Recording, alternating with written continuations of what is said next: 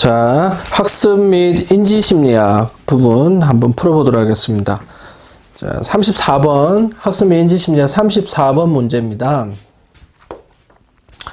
어떤 조건이 일단 조건 형성이 되고 나면 이 자극과 유사한 자극들로 유사한 다른 자극, 여기서 유사한 여기에 포커스를 맞춰야 됩니다.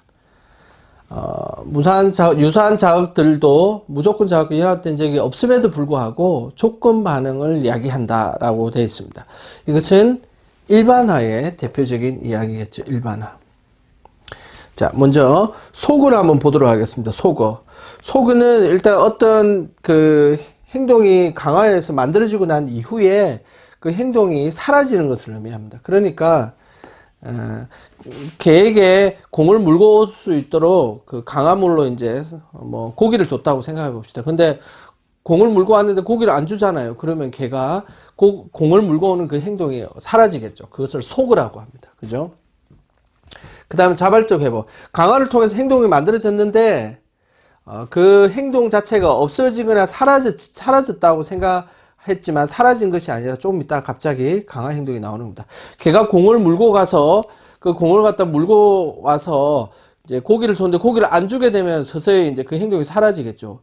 그런데 나중에 이제 공을 던졌는데 고기를 안 줬는데도 공을 던졌는데 공을 물고 오는 거예요. 그러면 다시 고기를 주니까 이전에 처음 연습 공 던지고 물고 오는 첫 연습보다는 훨씬 더 빨리 고기의 강한 물에 의해서 공을 잘 물고 오더라는 겁니다. 그것은 이전에 행동이 학습되었기 때문에 발생되는 거죠. 이것이 자발적 회복이라고 할 수 있습니다. 자, 변별 같은 경우는 그야말로 어떤 유사한 자극임에도 불구하고 이게 동그라미인지 이렇게 세모인지 이런 것들을 구체적으로 변별하는 겁니다. 동그라미일 때는 짚고 그 다음에 삼각형일 때는 짚지 않고 이런 것들을 변별했다라고 할 수 있습니다. 자, 이것이 학습 인지심리학에서 이제 학습심리학 관련된 내용이고요. 학습심리학 관련된 내용 또 한 가지 한 문제 정도 더 풀어볼까요?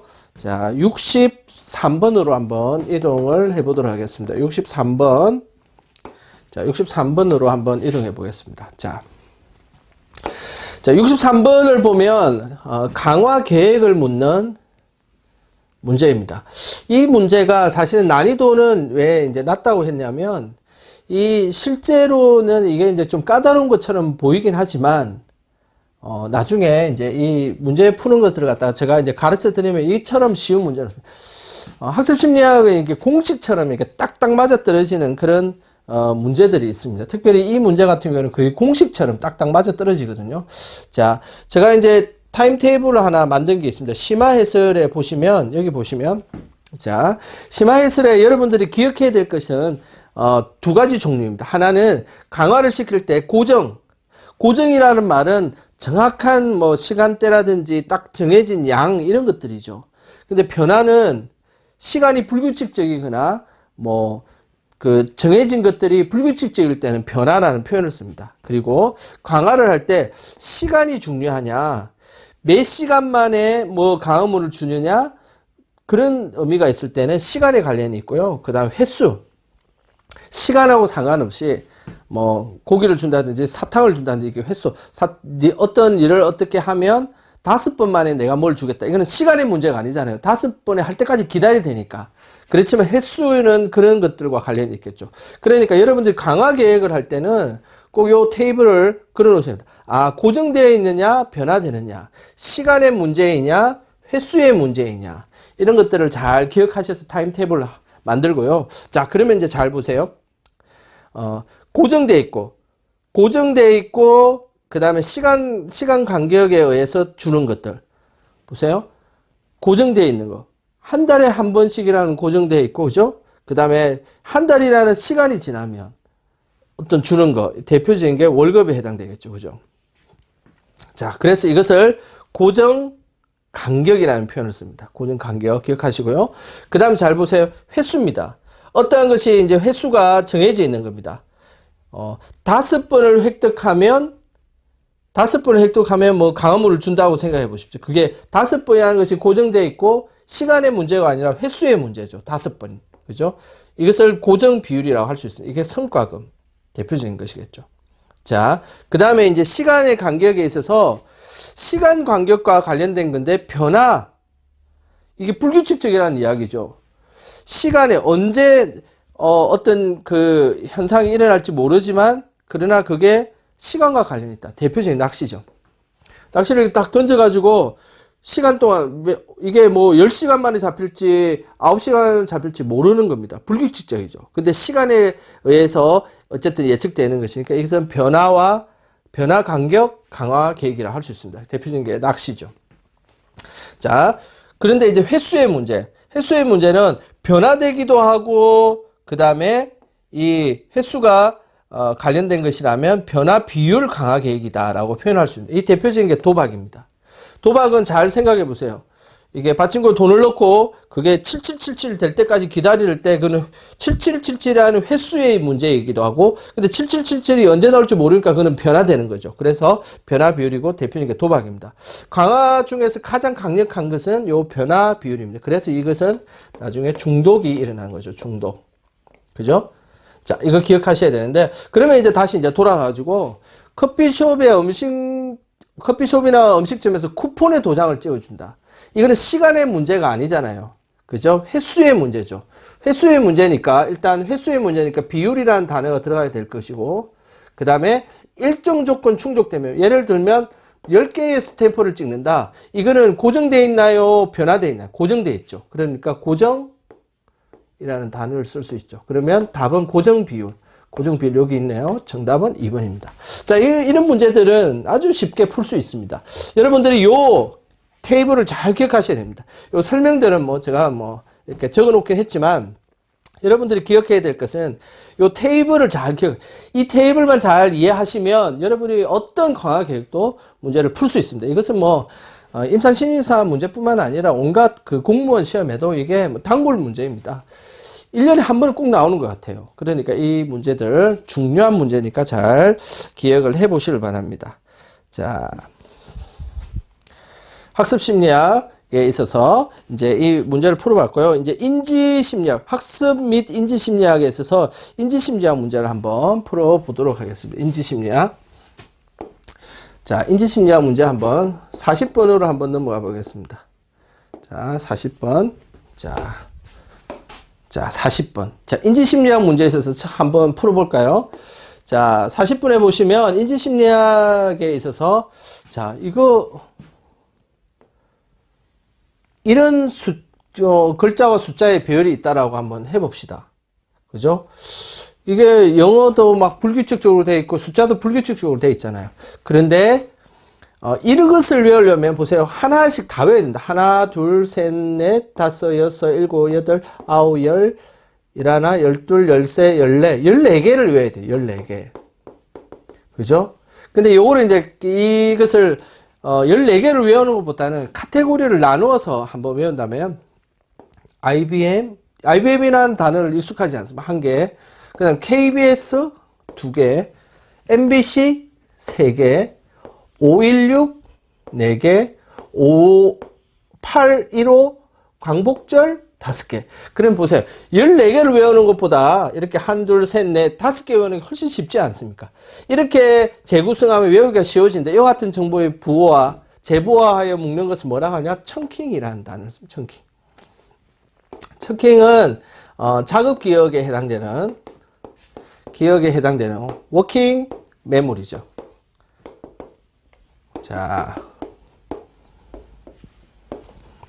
작업 기억에 해당되는 것으로 청킹은 우리 인간 같은 경우에는 보통 2 플러스 마이너스 7입니다. 그러니까, 자, 요 계산해 보면 5개에서, 그죠? 5개에서 최고 9개 정도. 이 정도의 덩어리인 것을 외우기 쉽다는 이야기. 이 정도는, 우리나라 인간이 다 외운다는 거죠. 이렇게 14개를 외우는 것은 불가능합니다. 9개가 넘어버리잖아요. 이런 인간이 외우기 힘들어요. 그러나 5개에서 9개 정도 덩어리를 외우기 쉽다는 거죠. 이게 1, 2, 3, 4, 5 덩어리잖아요. 그래서 이런 것들을 설명할 때 청킹이다라는 단어로 설명해 낼 수 있습니다. 자, 인지심리학 문제 하나 더 풀어볼까요? 66번으로 한번 넘어가 보도록 하겠습니다. 66번. 자, 66번 한번 볼까요?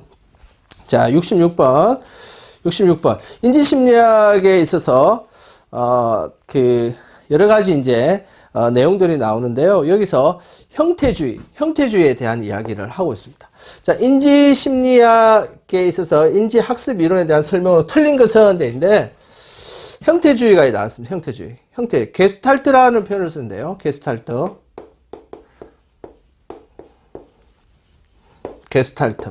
게스탈트라는 이제 용어를 쓰고 형태주의다라는 걸 쓰는데, 형태주의는 그야말로 형태를 중요하게 생각합니다.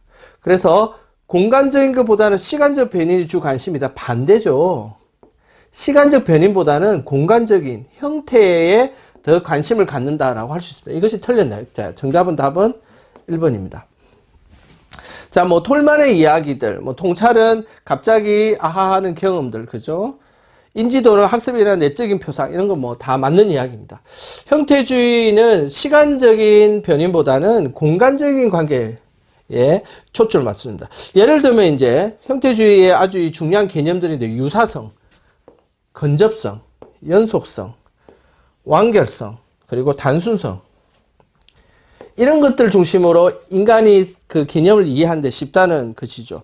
그래서 대표적인 게 유사성 같은 경우도 예를 들면 이런 겁니다. 동그라미, 그 다음에 X. 그러면 여러분들이 이걸 이 카드를 만약에 여러분 보시면 뭐 먼저 이해를 하시겠습니까? 아, 동그라미가 한 덩어리 있고 X가 한 덩어리 있다. 유사한 것끼리 묶어서 이해하는 경향이 있죠. 이렇게는 잘 이해하지 않습니다. 요렇게 이해했다가 뭐 요렇게 이해했다가 요렇게 이해했다. 이렇게 복잡하게 이해하지 않습니다. 그냥 동그라미 X 이렇게 하는 것이, 유사한 것끼리 이해하는 것이 쉽다는 거죠. 자, 근접성 같은 경우에도 우리가 이제 기억해야 될 부분들은 보세요.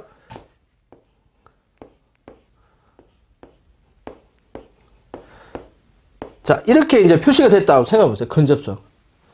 여러분들은 요렇게 한 덩어리로 보고 요렇게 한 덩어리가 보는 게 쉬우시죠? 요렇게 한 덩어리로 보는 것은 어렵습니다. 요렇게 한 덩어리로. 왜냐하면 거리가 떨어져 있기 때문에 가까이 있는 것끼리 이해하기 쉽다라는 것이죠. 자, 그 다음에 이제 연속성 같은 경우도 여기도 보세요. 연속성 같은 경우도 보세요. 자, 이게 이런 모양이 이제 있다고 한번 봅시다. 자, 이러면 여러분들이 이해할 때는 이런 식으로 이해를 하시겠죠. 이렇게. 요 모양은 요 모양대로, 요 모양이에요. 요 연속성이 있기 때문에. 그죠? 요렇게 이해하지 않겠습니까? 그죠? 근데 이제 생각해 보세요. 이걸 이렇게 이해하지 않고, 요렇게 이렇게 이해하는 사람이 적다는 겁니다.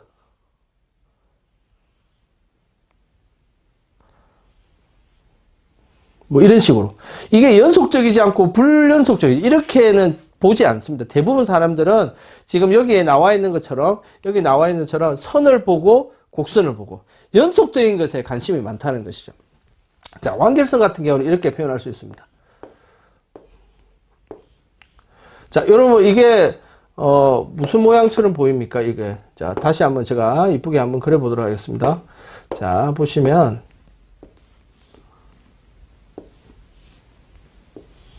자, 이 모양은 무슨 모양일까요? 대부분 사람들이 삼각형이라고 이야기를 하죠. 삼각형. 왜냐하면 요것이 떨어져 있어도 완결성에 의해서 붙어 있다고 생각하고 삼각형으로 보는 겁니다. 사람들은 이걸 완결성으로 보려고 하는 거죠. 단순성 같은 경우에는 그렇습니다. 단순성 같은 경우에는 보시면 이 이제 그림 같은 거 이제 자세히 보시면 단순성은 이렇게 이제 표현할 수 있습니다. 이렇게 삼각형인 것보다 이렇게. 자, 이거하고 둘 중에 어떤 것이 쉽습니까? 당연히 단순한 삼각형이 더 쉽지 않습니까? 삼각형을 여러 개 해놓은 것보다는 단순한 게 쉽지 않습니까? 이렇게 인지하는 것이 쉽다는 것이죠. 여러분들이 형태주의를 기억해야 되는 것은 시간적인 것보다는 공간적인 배열이 중요하다. 그뿐만 아니라 이 형태주의는 유사성, 근접성, 연속성, 완결성, 단순성을 추구한다라는 거 잘 기억하시길 바랍니다. 이런 것들은 이제 인지심리학에서 시험에 아주 잘 나오는 대표적인 문제들이라고 할 수 있습니다. 자, 그러면 또 이제 심리학의 연구 방법론에 있어서 이제 기초 심리 통계 문제 한번 풀어보도록 하겠습니다. 심리학 개론에 있어서 주요 항목은 심리학의 연구 방법론이고 그 연구 방법론 중에서 기초 통계 한번 살펴보도록 하겠습니다. 자, 기초 통계 쪽으로 한번 넘어가 보도록 하겠습니다.